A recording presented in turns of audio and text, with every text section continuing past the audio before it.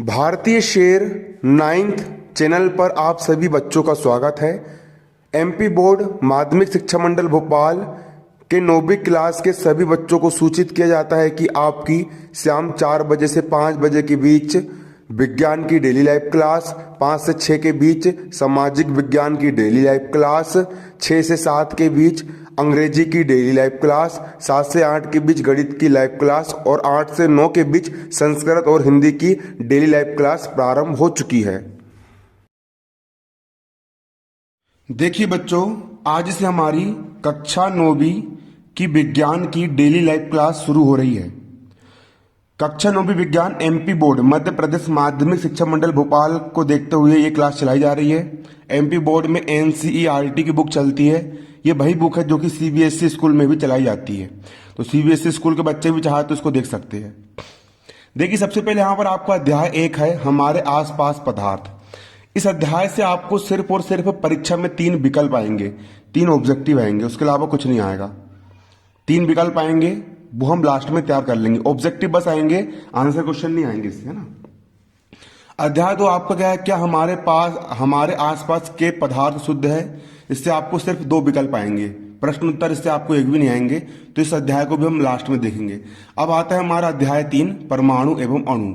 इस अध्याय से आपको 4 ऑब्जेक्टिव आएंगे और 1 प्रश्न आएगा 2 अंक का। तो यह अध्याय बहुत इंपॉर्टेंट अध्याय है। टोटल इससे परीक्षा में 80 नंबर में से कितने अंक? 6 अंक। 6 अंक का आपको इस चैप्टर से पूछा जाएगा। तो आज से हम शुरू करेंगे अध्याय 3 विज्ञान का, परमाणु एवं अणु। आप सभी बच्चों को कॉपी में लिखते हुए भी चलना है और साथ साथ नोट्स बनाते हुए चलना और समझते हुए भी चलना।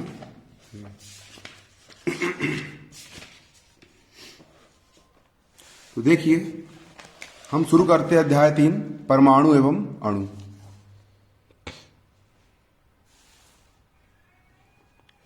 परमाणु एवं अणु, परमाणु एवं अणु, atom and molecules, atoms and molecules, है ना। परमाणु एवं अणु में स्टार्ट करते हैं। मैं आपको देखिए, मैं अब 2-3 महीने बाद आपकी परीक्षा, इसलिए मैं आपको परीक्षा के हिसाब से पढ़ाऊंगा, पूरा नहीं पढ़ाऊंगा। यदि आपको पूरा पढ़ना है तो आप कमेंट करना, फिर पूरा पढ़ा दूंगा, लेकिन पूरा पढ़ाने में समय लग जाएगा। मैं आपको इंपॉर्टेंट क्वेश्चन करवाऊंगा शुरू में, और जब इंपॉर्टेंट क्वेश्चन पढ़ करके हो जाएंगे उसके बाद फिर हम पूरा पढ़ेंगे, क्योंकि अभी समय बहुत कम बचा है और 2 महीने में आपको पूरी तैयारी करवाना है विज्ञान की। अब 2 महीने हम आपको विज्ञान पूरी पढ़ा के एंड करना है, समय बचा है कम, इसीलिए हम थोड़ा इंपॉर्टेंट क्वेश्चन को देखेंगे। सबसे पहले यहां पर देखिए, यहां पर हम कुछ क्वेश्चन को देखेंगे जो क्वेश्चन सन में आए हुए हैं। देखिए, 2019 मतलब आज पिछले साल वाले पेपर में एक क्वेश्चन आया था, द्रव्यमान संरक्षण का नियम लिखिए। यहां समझो ना, द्रव्यमान संरक्षण का नियम लिखिए।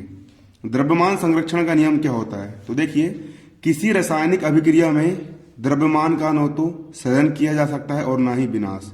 ये होता है आपके द्रव्यमान संरक्षण का नियम। कोई भी रासायनिक अभिक्रिया में उदाहरण के लिए आप इसको इस प्रकार समझ सकते हो कि आपने इधर क्या लिया, पानी लिया। पानी को हालांकि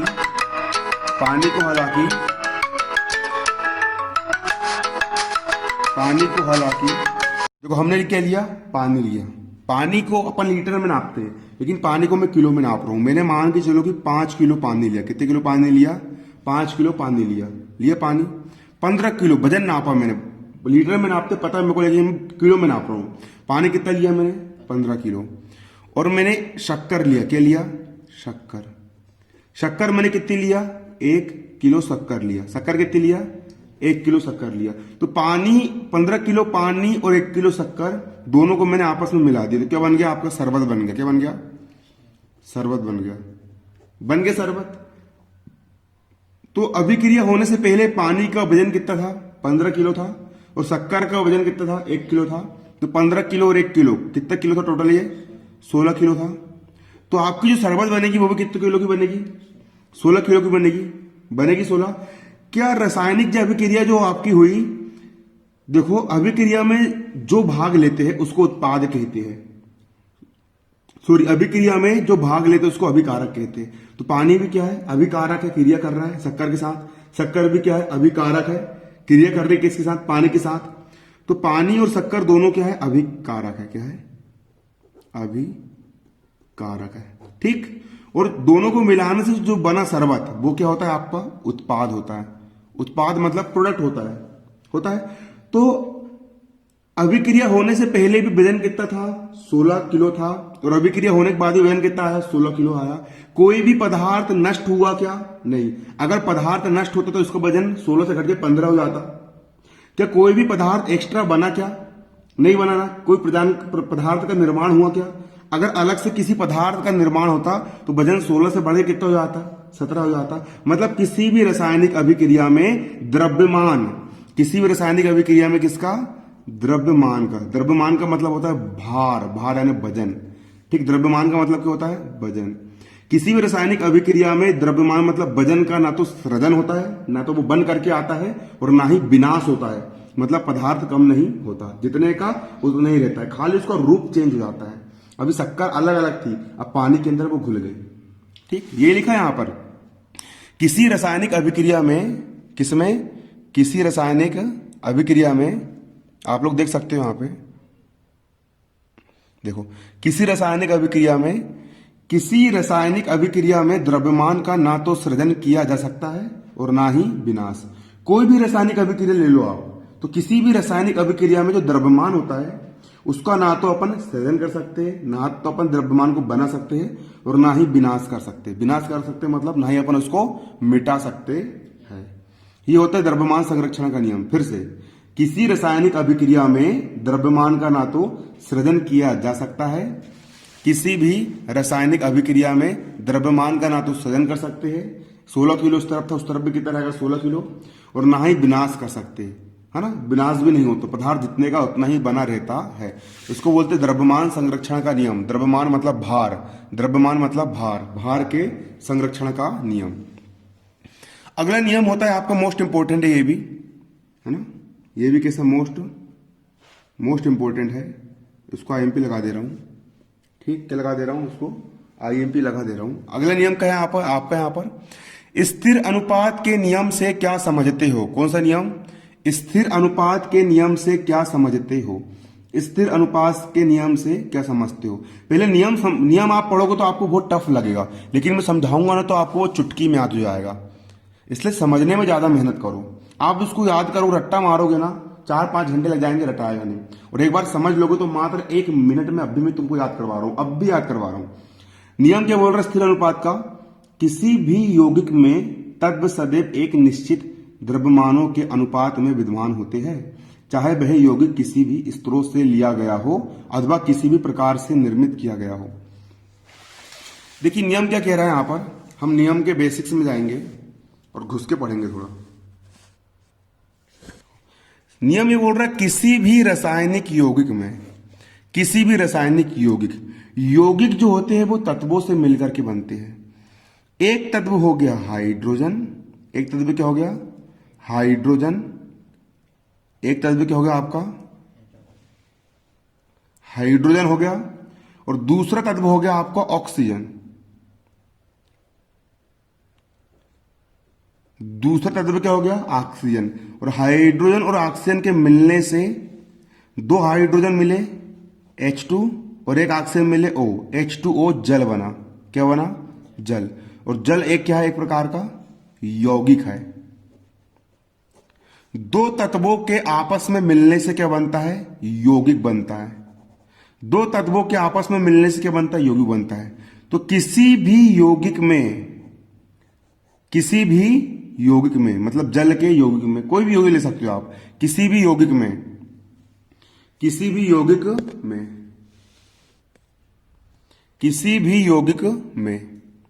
उसके अवयवी तत्व, इस जल के यौगिक में 2 अवयवी तत्व। पहला क्या है, हाइड्रोजन, 2 हाइड्रोजन है, और दूसरा क्या है, ऑक्सीजन।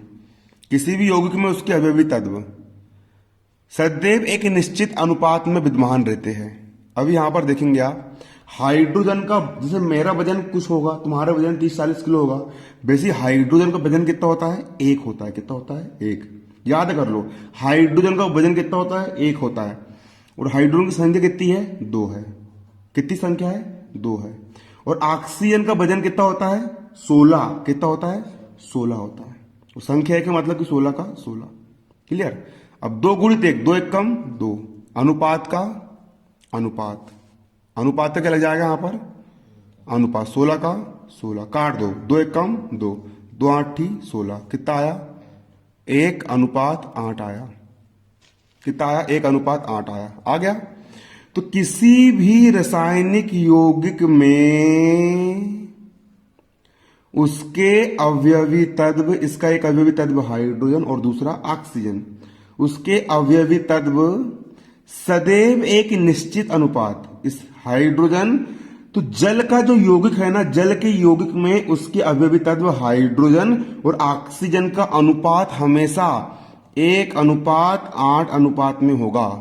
चाहे तुम तालाब का पानी लोगे, कहां का पानी लोगे? तालाब का पानी लोगे, उसमें भी अनुपात कितना आएगा? 1:1 ही आएगा। तुम वर्षा का पानी लोगे, बरसात का पानी लोगे, उसमें भी जल के अणु में अनुपात कितना आएगा? 1:8 ही आएगा। तुम नाले का जल ले लो और उसका लेब में प्रैक्टिकल कर लो, उसमें भी कितना आएगा?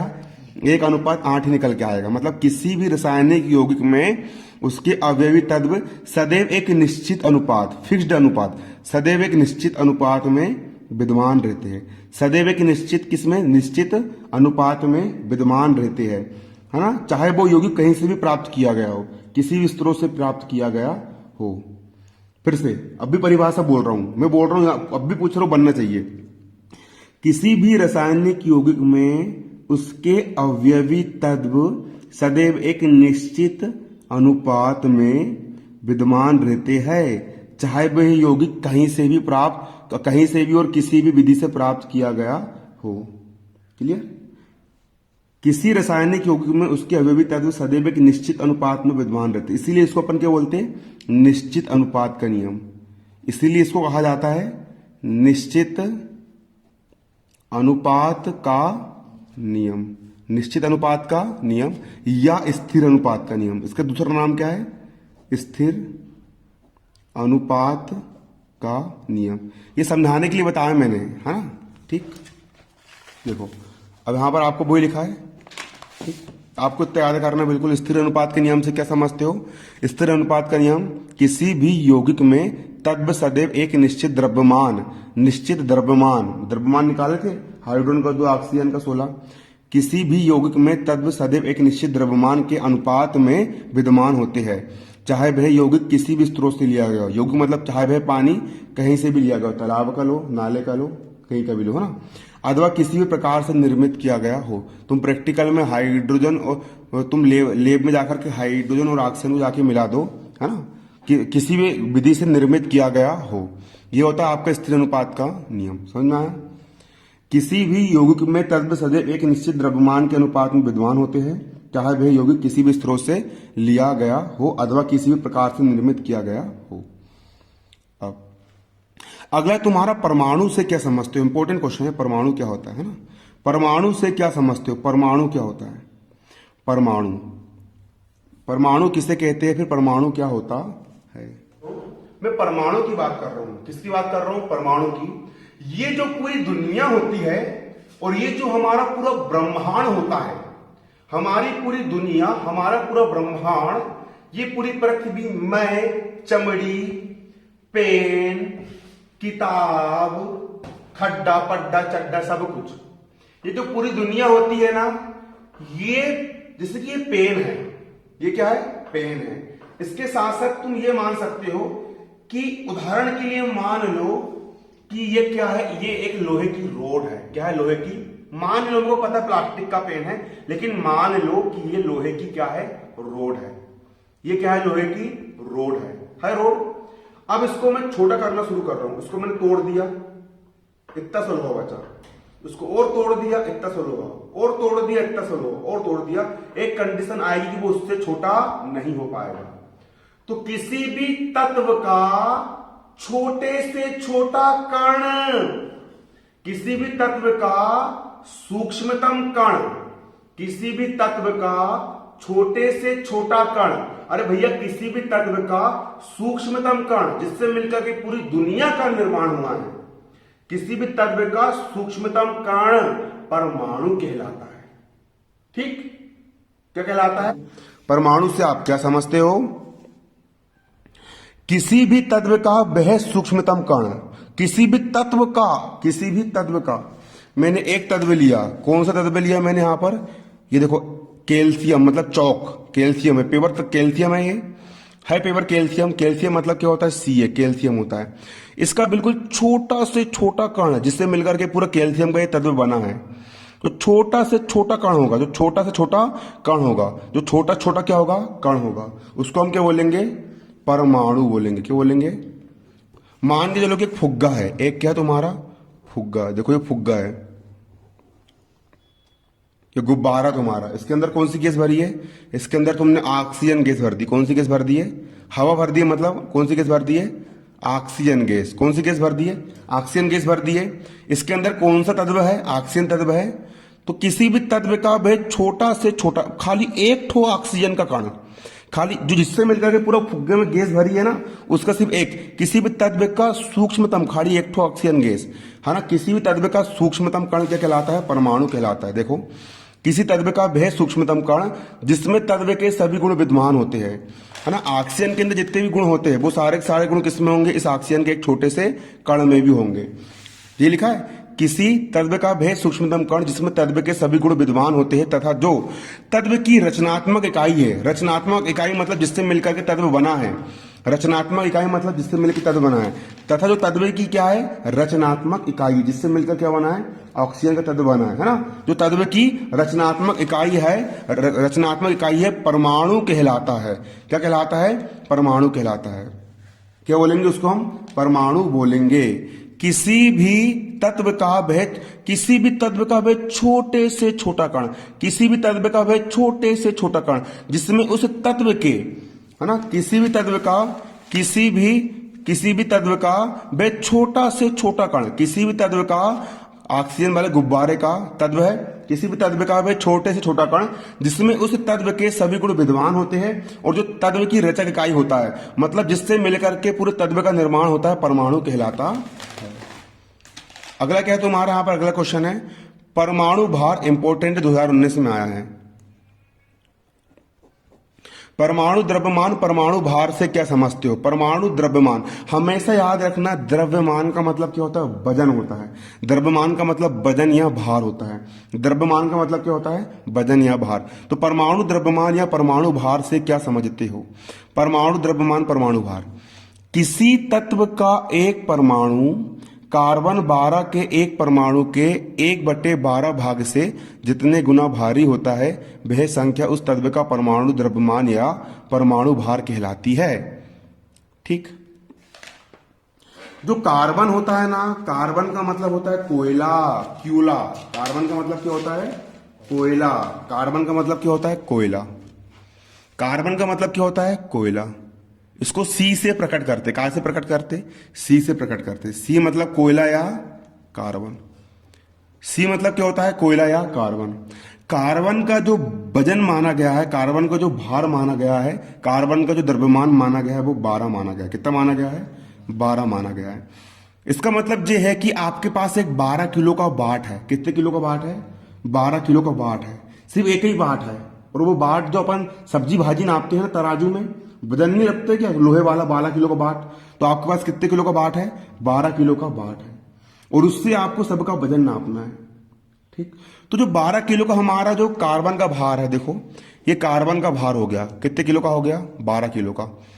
1 kilo, 2 kilo, 3 kilo, 4 kilo, 5 kilo, 6, 7, 8, 9, 10, 11, 12 हो गया। कार्बन का भार कितना है? 12 किलो होता है। 1, 2, 3, 4, 5, 6, 7, 8, 9, 10, 11, 12 हो गया 12। अगर कार्बन के 12 भाग में से, कितने भाग में से? 12 भाग में से, कार्बन के कितने भाग में से? टोटल 12 भाग में से सिर्फ एक भाग लूं, कितना लूं? एक भाग लूं। कितने भाग लूं? एक भाग लूं, तो वो क्या कहलाएगा? आपके पास जो 12 किलो का जो बाट है, 12 किलो का जो बाट है, उस 12 किलो में से सिर्फ 1 किलो, तो वो 1 किलो कहलाएगा। उस 1 किलो के जरिए आप सबका वजन नाप सकते हो, मेरा भी नाप सकते हो, सबका नाप सकते हो। तो कोई भी तत्व, मान के चलो कि मैंने लिया ऑक्सीजन, क्या लिया मैंने, ऑक्सीजन। अब ऑक्सीजन का मुझे परमाणु भार निकालना है, क्या निकालना है ऑक्सीजन का मुझे, परमाणु द्रव्यमान या परमाणु भार निकालना। द्रव्यमान बोलो भार बोलो बात एक ही है, परमाणु द्रव्यमान निकालना है। तो किसी भी तत्व का एक परमाणु, जैसे ऑक्सीजन का, ऑक्सीजन O का एक परमाणु, किसी भी तत्व का एक परमाणु, कितने परमाणु, एक परमाणु कार्बन 12 के, कार्बन 12 के, 12 मतलब इसका वेट कितना होता है 12, किसी भी तत्व का एक परमाणु कार्बन 12 के एक परमाणु, एक परमाणु, इतना बड़ा इसका परमाणु, एक परमाणु के 1/12वें भाग, मतलब इस एक परमाणु के 12 भाग कर दिए अपन ने, और 12 भाग में से एक भाग, किसी भी तत्व का एक परमाणु, किसी भी तत्व का एक परमाणु कार्बन 12 के, किसके, कार्बन 12 के एक परमाणु के 1/12वें भाग से, कितने भाग से, 1/12वें भाग से, मतलब 12 भाग में से एक भाग, 1/12वें भाग से जितने गुना भारी होगा, जितने गुना क्या होगा, भारी होता है, जितने गुना क्या होता है, भारी होता है, वह संख्या उस तत्व का क्या कहलाती है, परमाणु द्रव्यमान कहलाती है। क्लियर। किसी भी तत्व का, जैसे ऑक्सीजन का एक परमाणु, अभी पूछ रहा हूं ना, ये पूछ रहा हूं ना, किसी भी तत्व का एक परमाणु कार्बन 12 के एक परमाणु के 1/12वें भाग से जितने गुना भारी होता है, वह उसको क्या कहलाती है, परमाणु द्रव्यमान। देखो, किसी भी तत्व का एक परमाणु कार्बन 12 के एक परमाणु के 1/12वें भाग से जितने गुना क्या होती है, भारी होता है, वह संख्या उस तत्व का परमाणु द्रव्यमान या परमाणु भार कहलाती है। क्या कहलाती है, परमाणु द्रव्यमान या परमाणु भार कहलाती है। अगला क्वेश्चन क्या है यहां पर आपका, देखो अगला क्वेश्चन यहां पर आपका ये है, अणु किसे कहते हैं। अगला क्वेश्चन क्या है, अणु किसे कहते हैं, अणु क्या होता है। तो अणु किसी तत्व या यौगिक का वह सूक्ष्मतम कण जो स्वतंत्र रूप से अस्तित्व में रह सकता है और जिसमें तत्व के सभी गुण होते हैं, उसको अणु कहते हैं। क्या कहलाता है वो, अणु कहलाता है। आ रहा समझ में, क्या कहलाता है, अणु कहलाता है। देखो मैंने आपको परमाणु के बारे में बताया था, किसी भी तत्व, दुनिया में जो पूरी पृथ्वी है वो 118 तत्वों से मिलकर के बनी है। जो पूरी पृथ्वी है, जो संपूर्ण अपनी क्या सृष्टि है, जो पूरी पृथ्वी है वो कितने तत्वों से मिलकर बनी है, 118 तत्वों से मिलकर के बनी है। और उसमें से कोई भी एक तत्व, जिसे मैंने यहां पर क्या ले लिया, एक तत्व ले लिया मैंने लोहा, लोहा मतलब एफी यानी आयरन ले लिया। तो ये तत्व जिससे मिलकर के बना होगा, बिल्कुल सबसे छोटा, दुनिया का सबसे छोटा कण वो होता है परमाणु। दुनिया का सबसे छोटा कण क्या होता है, परमाणु होता है। क्लियर, क्या होता है, परमाणु होता है। लेकिन परमाणु सबसे छोटा होता है, ये खुले खुले नहीं घूम सकता। अगर ये ब्रह्मांड में खुला होकर घूमेगा ना, तो एक परमाणु जो खुला घूम रहा है और दूसरा परमाणु एक खुला घूम रहा है, दोनों आपस में क्रिया कर लेंगे और क्या बना लेंगे, एक अणु बना लेंगे। क्या बना लेंगे, अणु बना लेंगे। और अणु जो होगा वो खुला खुला घूम सकता है। जैसे ऑक्सीजन का एक परमाणु और ऑक्सीजन का दूसरा परमाणु, दोनों परमाणु आपस में मिल गए और ऑक्सीजन गैस का एक अणु बना लिए। दो परमाणु के मिलने से क्या बनता है, अणु बनता है। अणु भी जो होता है वो सूक्ष्मतम मतलब छोटे से छोटा कण होता है। अणु भी क्या होता है, सूक्ष्मतम में यानी छोटे से छोटा क्या होता है, कण होता है, जो स्वतंत्र अवस्था में रह सकता है। देखिए अणु किसको बोलेंगे, किसी तत्व या यौगिक का वह सूक्ष्मतम कण, किसी भी तत्व या यौगिक का वह सूक्ष्मतम कण जो स्वतंत्र रूप से अस्तित्व में रह सकता है, जो स्वतंत्र रूप से अस्तित्व में रह सकता है। जैसे कि देखो O2, एक ऑक्सीजन जे हो गया, एक ऑक्सीजन जे हो गया, दोनों से मिलकर के ऑक्सीजन का अणु बन गया, है ना। अभी संतुष्ट हो गया, किसी क्रिया करेगा क्या, नहीं करेगा। तो किसी भी तत्व का, या इसमें हवा भरी पूरी, क्या भरी इसमें, हवा, ऑक्सीजन गैस भरी है। तो किसी भी तत्व का वह छोटा से छोटा कण, एक ठो कण, वह छोटा से छोटा, छोटे से छोटा कण जो स्वतंत्र अवस्था में रह सकता है, जो स्वतंत्र अवस्था में रह सकता है, अणु कहलाता है। और इस अणु में इस तत्व के सभी गुण क्या होते हैं, विद्यमान रहते हैं, है ना। यौगिक के सभी गुण विद्यमान रहते हैं, यौगिक के सभी गुण क्या होते हैं, विद्यमान रहते हैं, इसको अणु कहते हैं। क्लियर। अगला क्वेश्चन यहां पर तुम्हारा क्या बन के आता है, आयन किसे कहते हैं। अगला क्वेश्चन क्या तुम्हारा, आयन किसे कहते हैं।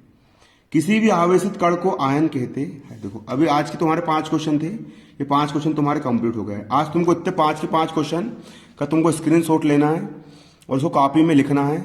ठीक, लिखना है इसको कॉपी में, और कॉपी में लिखने के बाद फिर आपको इसके नोट्स बनाना है। ये फिर आप शिवलाल की गाइड खरीद सकते हो, उसमें बहुत अच्छा दिया है आपको। ठीक, लेकिन लिखना तो है कॉपी में, आपको नोट्स तो बनाना है भैया, है ना। और 5 क्वेश्चन आपको याद भी करना है। आज 5 क्वेश्चन हो गए। ठीक, धीरे से आपकी स्पीड बनेगी, फिर एक दिन में अपन 10-10 क्वेश्चन भी पढ़ेंगे। तो आज की क्लास हम करते समाप्त। धन्यवाद। जय हिंद, जय भारत। कमेंट करना कैसा लगा और आपको क्या क्या चाहिए, है ना। आपकी जितनी भी जरूरत है 9वीं क्लास के बच्चों की, आप कमेंट कीजिए, हम आपको पूरी प्रोवाइड कराएंगे।